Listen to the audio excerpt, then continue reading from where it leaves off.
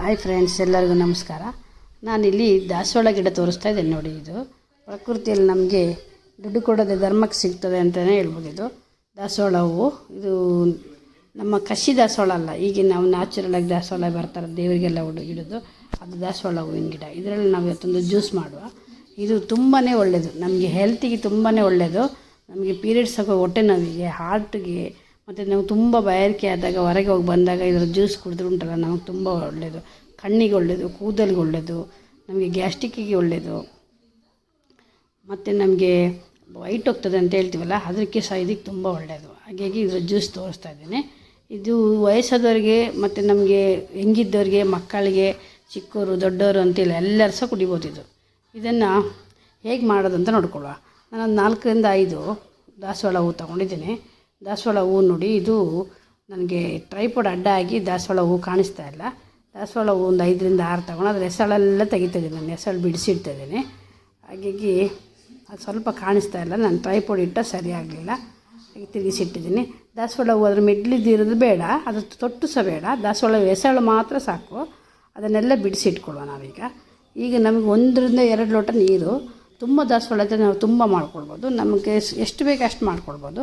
ನಾನು 2 ಲೋಟ ನೀರು ಬಿಸಿಗಿಟ್ಟಿದ್ದೇನೆ. ಸರಿ ಕುದಿಬೇಕು ನೀರು ಮಾತ್ರ. ಅಷ್ಟರೊಳಗೆ ದಾಸವಾಳ ಹೂವೆಲ್ಲ ಬಿಡಿಸಿಟ್ಕೊಳ್ಳು. ಹೆಸಳು ಮಾತ್ರ, ಅದರ ತೊಟ್ಟು ಹಸಿರು ಕಲರ್ ತೊಟ್ಟು ಬೇಡ, ಮಿಡ್ಲದ್ದು ಬೇಡ, ಮತ್ತು ಎಲ್ಲ ಹೆಸಳೆಲ್ಲ ಬೇಕು. ಹೆಸಳೆಲ್ಲ ಚೆಂದ ಮಾಡಿ ಬಿಡಿಸ್ಕೊಳ್ವ.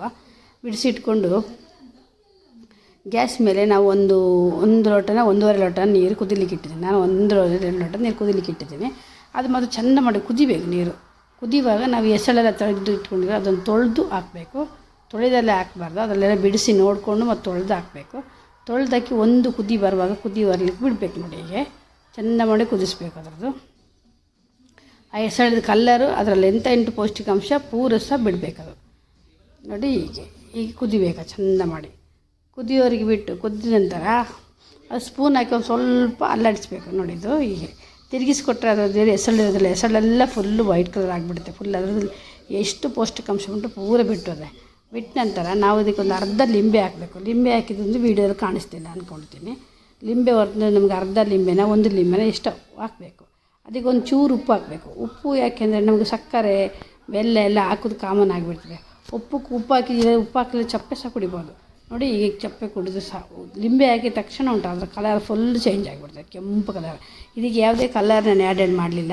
ಇದು ನಾರ್ಮಲ್ ಕಲರ್, ನ್ಯಾಚುರಲಿ ಕಲರ್ ಇದು. ಅದರಲ್ಲಿ ಕಲರನ್ನು ಆ್ಯಡೆಡ್ ಮಾಡಲಿಲ್ಲ. ಇದನ್ನು ಮಾಡಿ ಕುಡಿಯೋದ್ರಿಂದ ನಮಗೆ ಕೂದಲಿದ್ರ ಸಮಸ್ಯೆ, ಕಣ್ಣಿನ ಸಮಸ್ಯೆ, ಪೀರಿಯಡ್ಸ್ ಆಗೋ ಹೊಟ್ಟೆ ನೋವಿನ ಕಡಿಮೆ, ವೈಟ್ ಹೋಗ್ತದಲ್ಲ, ಹೆಣ್ಮಕ್ಳಿಗೆ ವೈಟ್ ಡಿಸ್ಚಾರ್ಜ್ ಅಂತ ಆಗ್ತದೆ ನೋಡಿ, ಅದು ಹೋಗ್ತದೆ. ಅದು ಹೋಗೋದಕ್ಕೆ ಕಮ್ಮಿ ಆಗ್ತದೆ. ಹಾರ್ಟಿಗೆ ಪ್ರಾಬ್ಲಮ್ ಕಾಣ್ತದೆ. ತುಂಬ ಬಾಯಾರಿಕೆ ಆಗ್ತಾ ಇರ್ತದೆ ನೋಡಿ, ಆ ಬಾಯಾರಿಕೆ ಆಗೋದು ಕಮ್ಮಿ ಆಗ್ತದೆ ಅಂತಲೇ ಹೇಳ್ಬೋದು. ಎಷ್ಟು ನಾವು ಈ ದಾಸವಾಳ ಜ್ಯೂಸ್ ಮಾಡಿ ಕುಡಿದ್ರೆ ಸ್ಕಿನ್ನಿಗೆ ಸಹ ಒಳ್ಳೆಯದು, ತುಂಬ ಒಳ್ಳೆಯದು. ನೀವು ಇದು ಮಾಡಿ ಕುಡಿದ್ರೆ 1 ವಾರ ಬಿಡದೆ ಮಾಡಿ ಕುಡಿದು ನೋಡಿ, ಅದು ತುಂಬ ಬೆನಿಫಿಟ್ ಉಂಟು ಅಂತಲೇ ಹೇಳ್ಬೋದು. ಅದರ ಕಲರ್ ನೋಡಿ, ನ್ಯಾಚುರಲ್ ಕಲರ್, ಅದರಲ್ಲಿ ಏನೇ ಆ್ಯಡೆಡ್ ಇಲ್ಲ, ಅಷ್ಟು ಒಳ್ಳೆ ಕಲರ್ ನೋಡುವಾಗಲೇ ಗೊತ್ತಾಗ್ತದೆ ಎಷ್ಟು ಒಳ್ಳೆ ಕಲರ್ ಆಗಿದೆ ಅಂತ. ನೀವು ಸಹ ಒಂದು ಸಲ ಮಾಡಿ ನೋಡಿ. ನಿಮಗೆ ದಾಸವಾಳ ದುಡ್ಡು ಕೊಟ್ಟು ತಗೊಳ್ಬೇಕು ಅಂತೇನಿಲ್ಲ, ಹಾಗೆ ಮಾಡ್ಬೋದು. ಎಷ್ಟು ಒಳ್ಳೆಯದಾಗಿದೆ ನೋಡಿ ಕಲರ್. ಇದರಲ್ಲಿ ಒಳ್ಳೆ ಕಲರ್ ಹಾಕಿದಾಗ ಕಾಣಿಸ್ತಾ ಉಂಟು.